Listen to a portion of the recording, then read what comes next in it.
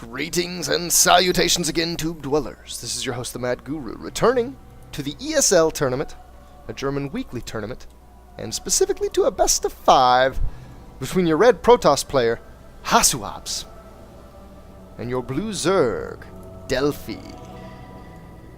So I said in the last cast, in game number 1, this being 2, that I wasn't totally familiar with this tournament because Wikipedia doesn't have much on it. I got this little replay pack from a replay site. I think it was SC2 Replayed. Maybe it was SC2 Replays. I don't exactly recall. The information is not at hand. I didn't even go as far as to look these players up just because the tournament didn't exist, and I said, what the hell? Let me just get in there and cast it. HasuObs, of course I know he's been around since the beta. Delphi, while I think has been playing since the beta, hasn't really been a known name since the beta. He came up kind of high in a few tournaments in 2012. I don't think he's had any real huge impressive tournament win, though.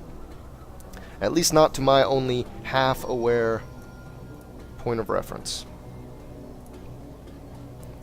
This being game number 2, in game 1 we saw a gateway into Nexus opening from HasuObs that turned into some Dark Templar play that Delphi just barely couldn't react to. His reactions were coming out and they were very close to being enough to defend it, but the DTs just got too much damage in. The game ended pretty early. Pretty fast. In that game, Hasu opened up with 2 gases very quickly before going into this Nexus. This expand section of his build. Let's see if he does the same. I don't think so. I think already, at least by the opening, this is a different build. Now, of course, this could be something that HasuObs tries to use to throw Delphi off. Although I don't think Delphi ever got that far in the last game. So he may not have taken note, unless he looked at the replay real quick between games, that HasuObs did a 2-gas style when he did the DTs last game and is not doing a 2-gas style this game. Delphi may or may not even be aware. We'll have to see.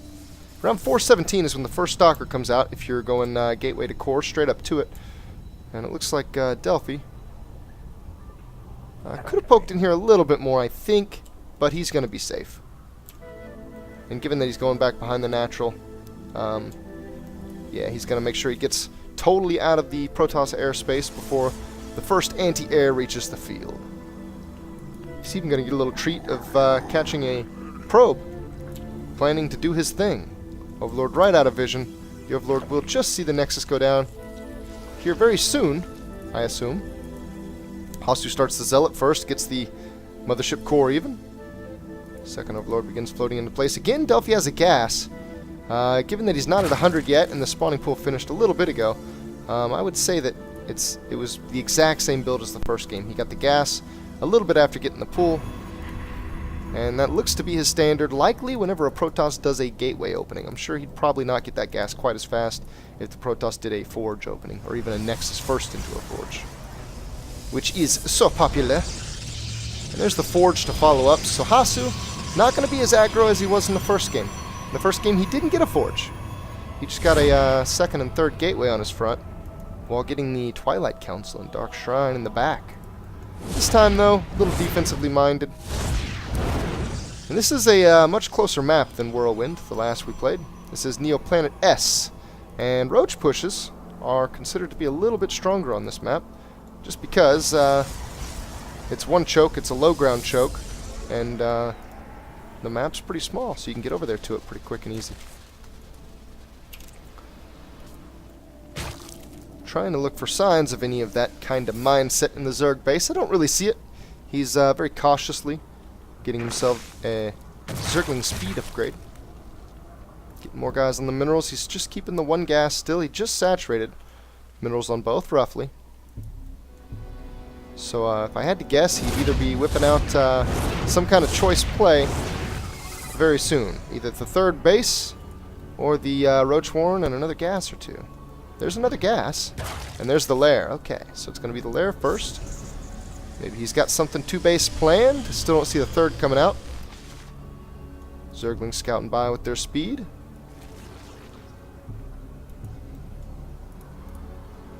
+1 weapons from the Protoss and no other signs of life. Worker count puts us at about an expectable number. Oh, never mind. Wow. Did I scroll right over that? I scrolled right over the robotics facility. Exactly what I was looking for when I said no signs of life. This is a sign of life, and not just life, but intelligent life. This is a warp prism. And it's going to swing. I guess I kind of did that backwards. I don't think the Overlord saw it, though. Air units have the same vision. And it is just a little bit more. It looks like the warp prism will be caught out here. And now attacked a little bit by a queen. It looks like HasuObs is first going to use it to check to see if there's a third. He expected a third to be over here. Upon not seeing it, he zoomed over to the other side.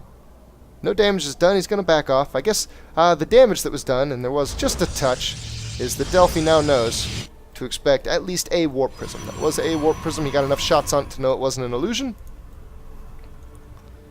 And, oh man, an immortal is going to be the order. Still no gas. A matter of fact, still on one gas. Wow, very peculiar. More gateways come up. HasuObs is still on one gas, and now he's blocked in.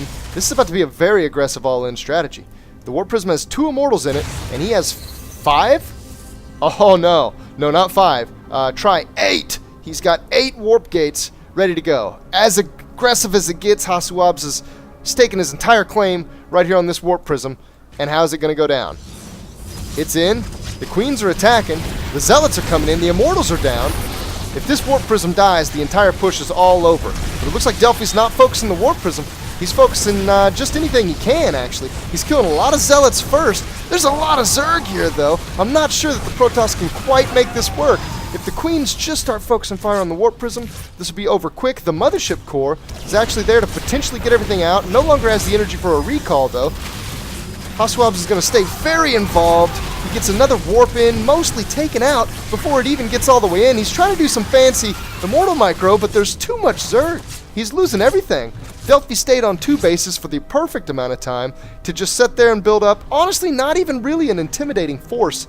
If the Protoss had been collecting for an immortal sentry all-in that, used the production of these gateways before the attack, I feel like the Protoss would have a bigger army. But Delphi, just the perfect army to deal with some harassment out of a warp prism. And that doesn't do it justice. This is 8 gateways. This is more than a harassment. This is a pretty aggressive all-in. But that's not going to do him much good now. There are roaches knocking at the door. Delphi's got to be a little bit careful. There are 2 photon cannons here. That's going to do a lot of damage to his forces quick. Looks like we lost 2 roaches. He's going to back off. He's going to come back in, see what he can pick off. Nothing wrong with that. Totally fine play. Warp Prism's going to look for an opportunity. It looks like Delphi's going to do the third over there, even while showing that he might want to put it over here. HasuObs sees this. He might think that Delphi is going to only really... oh, this is nice. Observer comboed up with the Warp Prism and Immortal. Without losing any additional hull damage on the Immortal, he's going to take out a few creep tumors. Good stuff. And maybe the Observer's going to poke over here now and see the third. HasuObs needs to be aware of that. Delphi did a perfect defense, put HasuObs in kind of a bad way, and now Delphi's going to get a third base. If he gets that base out and running and gets some production off of it before this army decides to cross the map, then HasuObs could have a very rough time trying to break things down over there. Delphi's going to catch the timing perfectly on when the Protoss is moving out of the base. He knows the second it's happening. He even gets a glimpse of the composition. He notices that it's very zealot heavy. Just a couple immortals, just a couple stalkers. It looks like, I would say that HasuObs is looking for some kind of blink stalker all in. Yeah, I was going to say, the Twilight Council's there. Warp ins from HasuObs. I missed it off of the Warp Prism. Beautiful move. It actually takes out the third of Delphi. I catch it just in time to see the Gib explode. There's not enough anti-air here. Well, you know, there are only 3 mutas. So I guess for a second there is, but when mutas come out, mutas don't come out in 2s and 3s. They come out in 7s and 10s. He's going to try to make a stand on this Warp Prism, but the Warp Prism gets taken down. I think I stand by my claim that there's not enough anti-air here, but there is enough ground. The Protoss is decimating, and a pylon did come up, so some stalkers are in the mix as well. And all of a sudden, the Zerg just takes just not favorable engagement. And gets wiped clean. A lot of shields have time to regenerate. And HasuObs has a dominating Protoss force off 2 base.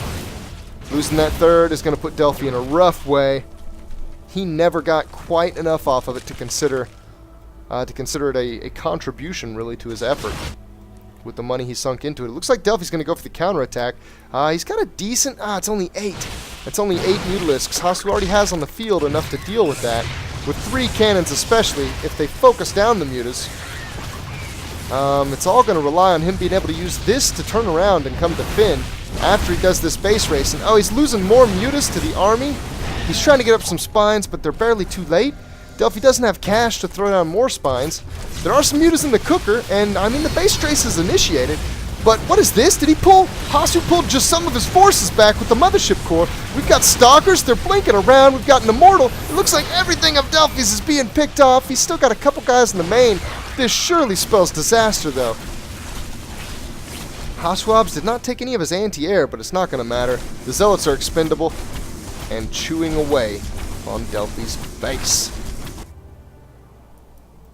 So Delphi falls in a second game. Again, though, best of 5 material means that it at least goes to a game 3. Maybe Delphi can get his little footing and turn this around. Make something happen against HasuObs. Right now, Hasu being the dominator. It's going to be it for this game number 2. Thank you all for watching. Please stay tuned for more.